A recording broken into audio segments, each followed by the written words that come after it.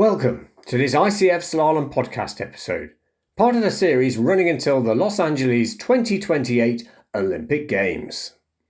We bring you the inside stories from around the globe from the people who make canoe slalom so special. Here's your host, John Gregory. A warm welcome to our 7th episode of this special daily series. Thanks for joining me. We bring you a short daily episode as we guide you on what to expect the next day at the ICF 2026 Canoe Slalom and Kayak Cross World Championships, and a recap on the last day's racing in Oklahoma City, USA. Today I'm joined again by Scott Shipley as my co-host. We recap the canoe finals and preview the Kayak Cross head-to-head. Here are Scott's impressions of what unfolded yesterday in the canoe semi-finals and finals. The C1 semi-final today was so different from the semi-final for the men's kayak yesterday. I mean, so many surprises in that men's kayak semi-final. 3 of the top 10 ranked paddlers in the world making it into the final itself. And so many unexpected mistakes and bobbles and 50s among some of those great paddlers. The ladies semi-final was absolutely full of surprises, however. And it's remarkable for who is not in that final. It's a tremendous opportunity for the girls who are in the final. But when you look at who's not there, Jessica Fox, Olympic champion in this category, you know, greatest of all time and probably the trend center for all time for ladies C1 class, not in the final, finishing in 14th place. Doriane Delassus, not in the final. Hocevar, not in the final. When you start to think about the heartbreakers that are there, one of the biggest ones was that Ana Satila from Brazil had made the final yesterday in the women's kayak and then was disqualified because her boat turned out to be a fraction of a pound too light. She was in the semifinal, going very strongly in the semifinal, certainly going to make it, and was given a 50 on gate 4, something that surprised a lot of folks. And so heartbreaker that she's not in that final. Evie Liepvaart with a really strong semifinal run. She is in contention for a medal, and that's huge again because she's the hometown favorite that's out there. Former world champion Claudia Zwolenska. I say former, she's reigning world champion going into this final. She is in the final in 6th place. Kimberly Woods, always strong in this class. And so as we go into this final, I'm looking at the potential, one of the big opportunities for these girls is they have a final that's not stacked with a lot of people who traditionally medal. And so it's going to be really exciting to see who comes out on top of this and if there is a surprise. C1 ladies semifinal, tons of surprises. We already talked about that. C1 finals started with probably the biggest surprise of this World Championships. Travé and Kneblova, I hope I'm saying that right, from the Czech Republic, came down the course. She had qualified in last place. She was the last person in the final, 12th place, and made it into this final, started the final off by putting down a dominating run in the C1. It looked vulnerable. It was a great run. It looked like, there were ladies out there who could come up and catch that and go faster, but paddler after paddler did not meet that standard. She sat in that first place seat, the provisional first place seat, throughout the entire final and won the gold medal. So, and I've looked at people on the stand before, everybody's excited to win a gold medal at a world championships, but if you've never done it before and if you just dared to dream and it happened, that's what Teresa looked like on the medal stand. She looked amazing. It was a fantastic finish for the World Championships.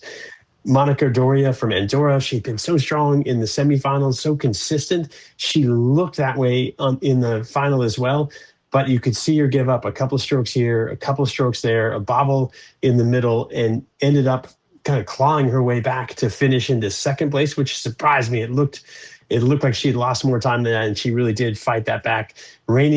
Former reigning world champion Claudia Zwolenska finishing in 3rd. She was so strong at the last World Championships, medaling gold medal in 3 separate categories in K1 ladies, motocross, and then the C1 ladies, finishing in 3rd place. So not as good as the World Championships, but certainly something to be proud of to have that medal there. Hometown favorite Evie Liepvaart, who medaled, silver medal yesterday in the women's kayak. A lot of people had hoped that she would win this final in the ladies C1. Bobbled a few times, had a touch, and finished in 9th place. Still a respectable finish, but I think when we start to kind of head into the next Olympic cycle, 2028, a lot of folks are pinning their hopes for another Olympic medal on Evie Liepvaart. The C1 final was over almost as soon as it started. And I very rarely say that because you often have room for improvement on people's runs. Second paddler out of the gate, qualified second to last into this finals. Miguel Travé out of Spain put down a run that was picture perfect. I've very rarely seen a run done that well at a World Championships or an Olympic Games. I literally turned to the person next to me and said, I think the C1 class is over. They're all racing for second place now. Not to belittle the other competitors, there's certainly a ton of potential out there to have a perfect run as well. But Miguel Travé is one of the best in this game, and he put down one of the best runs I've ever seen. Gold medal for Miguel Travé. Adam Burgess has been super consistent out here.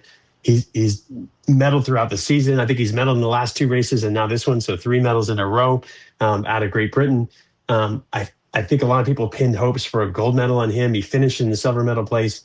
Fantastic run, but so hard to beat that run of Travé. Lucas Krachovil, I'm not sure if I'm saying that right, from the Czech Republic, in third place. Not a name that I have heard a lot of before, but certainly if you're on that Czech C1 team, you're one of the best paddlers in the world. He showed that today and got his bronze medal. One of the things I think we're all thinking about now, this World Championships, as far as slalom is concerned, is over, is what does this mean for the next Olympics? And I think all throughout the season, Nicolas Gastin has shown that he can be the best in the world when he has his best day. He finished in sixth today. I think a lot of people thought he would finish in first.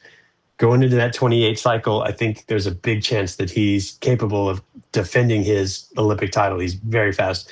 Rafi Ivaldi, gold medalist in the World Cup this summer, somebody who has shown a surge of talent in this last year. We've seen him paddling really well in the early spring races, really well in the summer races. I had hoped for a medal for him today. Didn't quite work out. He finished in seventh, and then always consistent out of Germany, Sideris Ziadis. Great paddling in the semifinal, looked good out there, but bobbled in this final, and so kind of ended up back in seventh place. When I start to look at that, and of course, Ryan Wesley, who won the qualifier, when I look at the potential that we have now going into this next 2 years and into this cycle, a lot of folks can win that gold medal. If I was anybody out there right now, I would wish I was Miguel Travé, though. He has this place wired.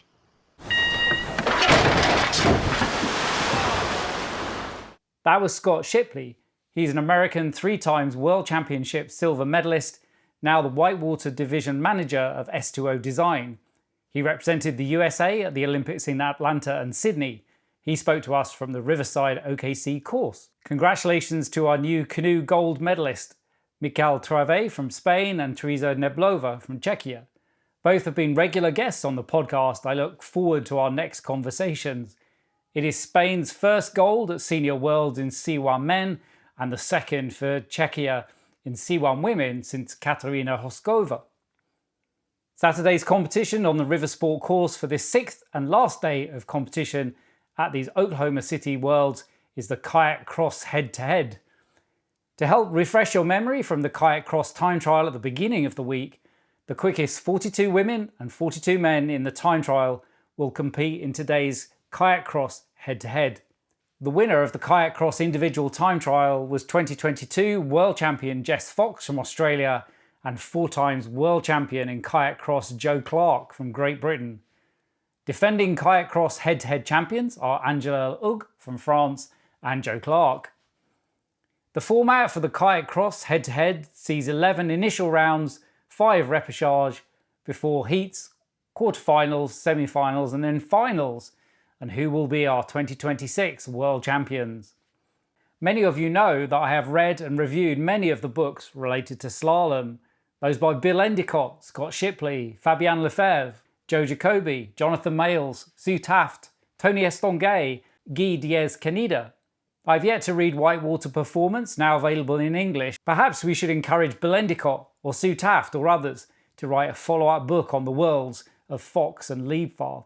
Before we go, I asked Scott what these River Sport OKC Worlds mean for slalom in the US. I think one of the bigger stories of this whole World Championships and this lead into the 2028 Olympics that are happening here in Oklahoma City, even though the Olympics are based in Los Angeles, is the sort of rebirth and regrowth of slalom and now boatercross in the United States. You know, something that was such a big movement, and, you know, so many people coming to the 1989 Worlds. And even in 2013, we saw a lot of those same old faces coming out to watch and to spectate. When I hear people talking about Evie Leapfarth and this venue that my company designed and built in Oklahoma City, Riversport Rapids, what I hear them saying is this is the nexus of the rebirth of this sport. And Evie Leapfarth is the face of that growth in slalom and that movement towards more slalom that's out here. I love what Jed Hinckley's doing with the ACA and how they're working to grow the sport and all these different training centers. And I guarantee you, all the children in those training centers are watching this World Championships. They're listening to this podcast and they're saying, hey, I want to be Evie Leapfarth someday. And that's really special for me.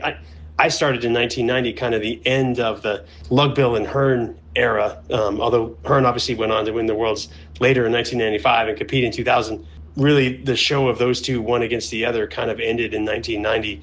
And I had grown up on that, and it was so inspirational for me. And I see a lot of those same kind of hero faces looking out at Evie Leapfarth as she comes down the course, and those same children running up to the top of the course to see when Evie Leapfarth starts at this course. And so this is a very meaningful World Championships to the United States. It is a big deal that 50 countries came here to compete in this World Championships and that it was a success with these wonderful stories that came out of it and the silver medal for the United States in the women's kayak class.